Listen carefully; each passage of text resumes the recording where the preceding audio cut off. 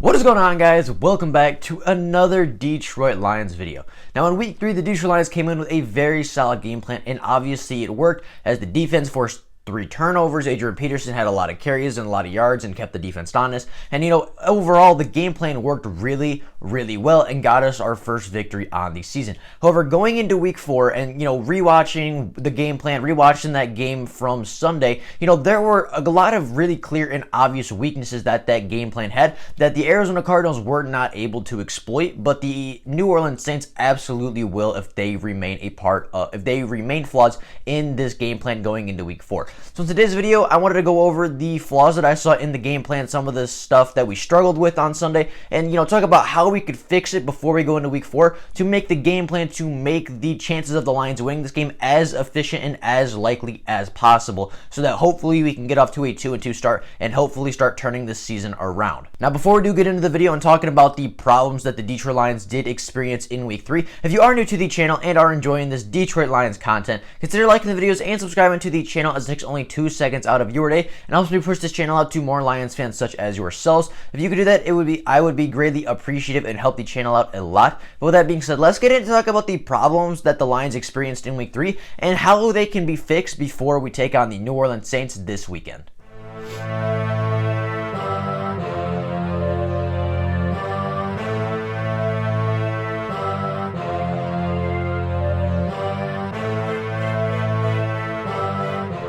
So, as I said, the Lions had a really good game plan in week 3. I'm not going to say that they didn't have a good game plan. Obviously, it worked. We were good enough to win that game, but, even though the Lions won the game, doesn't mean that they didn't have their weaknesses, doesn't mean they didn't show flaws. Now, the biggest flaw that I saw throughout the entirety of the game was the offensive line play. Now, I made a video a couple days ago talking about how dominant this offensive line was in weeks 1 and 2, and they took a huge regression. They had a huge regression and took a huge step back in week 3, and, there, I think, are a couple different reasons for that. I think there are a couple different reasons, and I think that there are a couple different ways we can fix this problem. Now, Stafford last weekend was sacked 4 different times by the Arizona Cardinals and was actually hit 6 different times, which is not very good. So, the offensive line definitely had its struggles, and I think a lot of that was because players were playing out of position. Players were playing different positions from where they had been playing the majority of the season, and, it just didn't seem like everybody was fully comfortable with their teammates, with who was next to them, with the position they were in, and it just felt like they were kind of forced into a role that they weren't 100% ready and 100% comfortable to be in yet.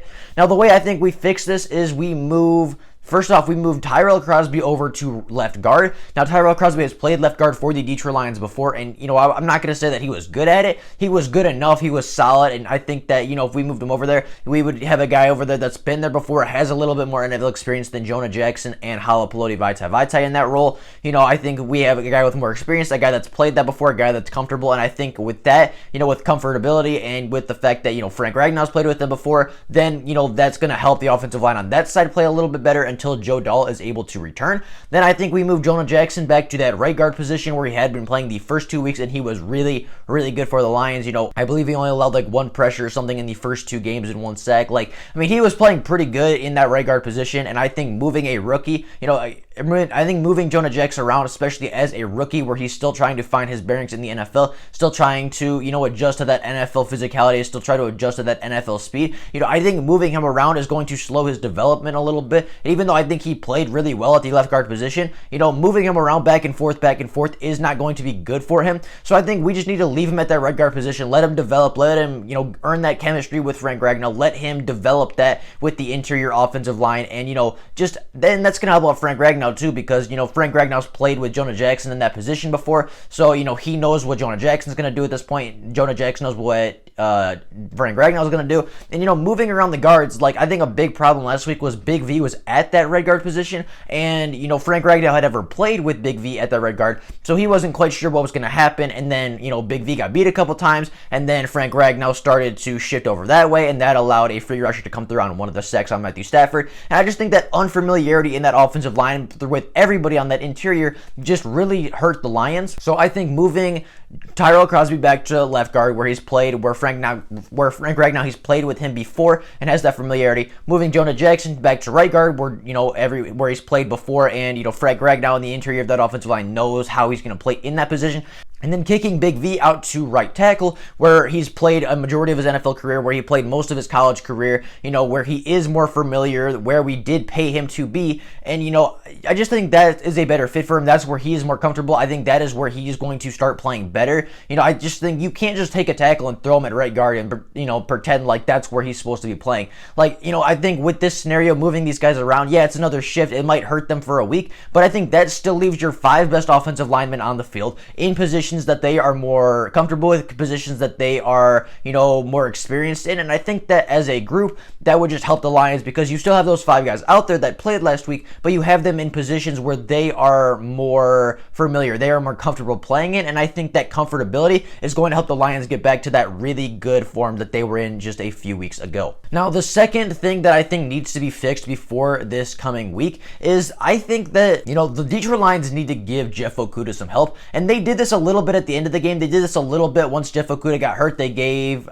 I can't remember. It's Christian Jones, something like that. The cornerback we just signed. They gave him some help over the top for the few snaps that he was in. And, the Lions aren't doing that with Jeff Okudah. They are leaving Jeff Okudah on an island pretty much with some of the best wide receivers in the NFL. With Devontae Adams, with DeAndre Hopkins. If Michael Thomas is playing this weekend, with Michael Thomas as well. And, the Lions have just kind of left him on an island. And I understand that Jeff Okudah is really talented. I understand that Jeff Okudah is your number 3 draft pick, and you're expecting him to come in and be a big part and be able to hold his own weight and carry his own weight with, allow him to just go out and play man coverage. But, Jeff Okudah is still a rookie going against some of the best wide receivers this NFL has to offer, some of the best wide receivers this league has to offer. And you cannot just expect Jeff Okudah, a rookie, no matter how talented a rookie is, you can never expect a rookie to step in on NFL elite and just lock them down one-on-one. We have to give Jeff Okudah a little bit more coverage help. We need to give him a little bit more help over the top, so that way if he does get beat over the top, if he does give up something on the inside, he has that help inside to allow him to make the mistake.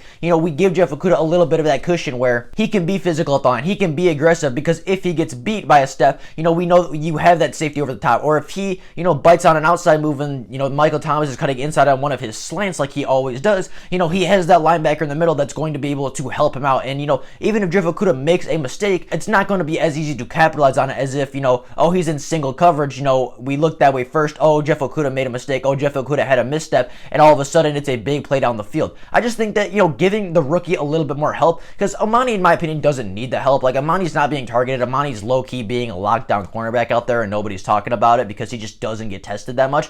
So, Amani's fine. Amani's locking people up. He doesn't need the help as much as Jeff Okudah needs the help. So I think sliding that way a little bit, giving him a little bit more safety help over the top, that way he can be a little bit more aggressive underneath, especially this week with, the Saints running a lot of stuff short and, a lot of quick passes, a lot of slants, a lot of screens. I think allowing Jeff Okudah to be more aggressive on those slants, allowing him to jump those slants and be really, really aggressive as soon as he sees that wide receiver cut, I think that's going to help our defense out, being that aggressive and being able to jump those slant passes.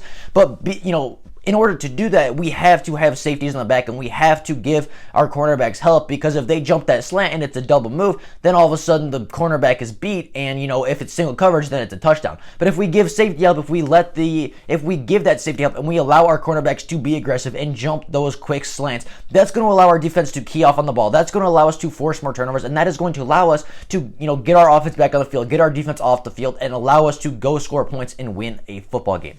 So, as much as I like Jeff Okudah, as talented as I think he is, I do think as a rookie going against some of the best NFL wide receivers, he needs a little bit more safety help. He needs a little bit more help over the top, because he's been beat a couple times now already in this young NFL season. And, just giving him that safety over the top so that it's harder for the quarterback to test it. So it's harder for that quarterback to make a throw, and it makes that quarterback just stop and think for that extra half a second where, okay, can I fit that between Jeff Okudah and Duron Harmon? Can I fit that between Jeff Okudah and Tracy Walker? That makes him think, and then with that extra second of thinking, maybe we get a sack. Maybe he does throw that ball and it gets intercepted by a safety. I just think giving Jeff Okudah some help can really, help him, because then he's free to be aggressive, he's free to make plays, and at that point, with some safety help, he's going to improve, because he's going to be able to drive on more.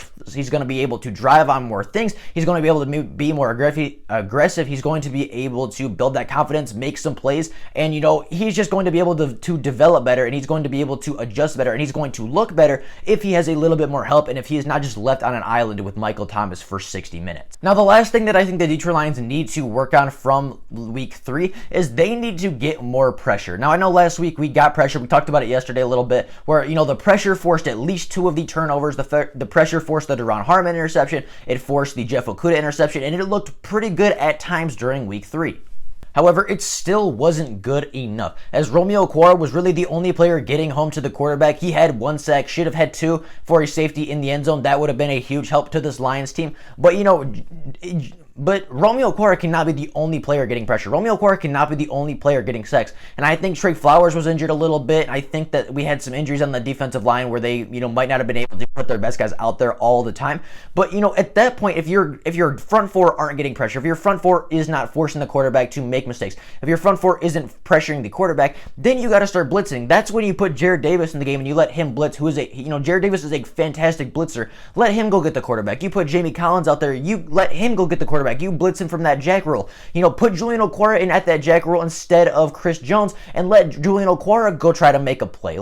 There are ways to scheme pressure outside your front 4 defensive linemen. And, I think that the Lions did a good job last week using more defensive linemen. I think they played some 4-3, in fact, even last week, which is something we haven't seen in Detroit in quite a while. So, they were trying. They were putting more guys on the line. They were putting more pressure on Kyler Murray than we saw them put on Trubisky and we saw them put on Rodgers. But at the end of the day, we need more. It wasn't good enough. We only got 1 sack, only, had the opportunity for 2 sacks. And, the pressure needs to get better. We need to force more turnovers. We need to, pressure Drew Brees even more than we pressured Kyler Murray, because Drew Brees is more experienced. Drew Brees has that experience. He's not going to be as flustered by some weak pressure like Kyler Murray was. He's not going to be as prone to make those mistakes, to make some poor decisions and some poor throws just because he has a little bit of pressure in his face. We need to get to the quarterback. We need to get to the quarterback in week 4. We need to get to Drew Brees. We need to put him on the ground. We need to hit him before he's making throws. We need to hit him as he's making throws, because that's how we're going to force more turnovers. We saw it last week. The pressure we did